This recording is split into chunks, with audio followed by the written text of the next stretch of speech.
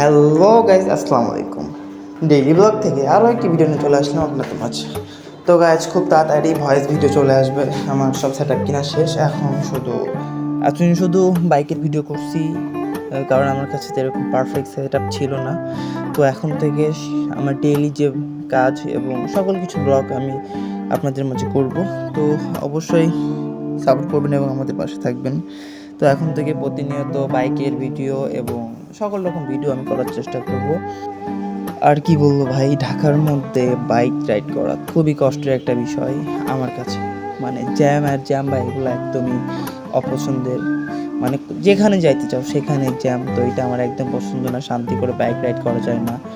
তো যাইতে যাইতে দেখা হয়ে গেল মাই ক্রাশ R15M। এটা maybe Indonesian version, black colour. তো বাইকটা আমার অনেক ফেভারিট, ইনশাল্লাহ কোনো একদিন কিনবো।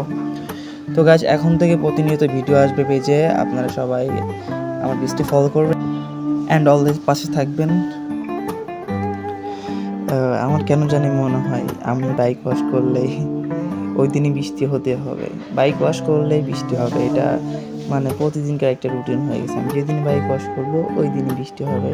দেন আমার বাইকের হাল আবার বেহাল হয়ে যাবে, আবার আমাকে বাইক ওয়াশ করতে হবে। আর সত্যি বলতে ছোটোকাল থেকে আমি বাইক অনেক পছন্দ করি। আমার বাবার যে বাইকটা ছিল বা আমার ভাইয়ের যে বাইকটা ছিল, সবগুলো আমি অনেক যত্ন করতাম। তারা বাইক রাইড করে আসলে আমি ধুয়ে দিতাম বা স্প্রে করতাম। তো ছোটো থেকেই আমার বাইক রাইড করা পছন্দ এবং আমি অনেক ভালো বাইক রাইড করতে পারি মোটামুটি। আর বাইক আমার অনেক পছন্দের। তো এই জন্য আসলে সবসময় বাইক নিয়ে ভিডিও করার চেষ্টা করি, বাট অলওয়েজ বাইক নিয়ে ভিডিও করাটা আসলে কেমনই হয়ে যায়। তো এখন থেকে আমি সবসময় চেষ্টা করবো সকল বিষয়ে ভিডিও করার। তো এই আর কি, দেখা হবে অন্য কোনো ভিডিওতে। আসসালামু আলাইকুম।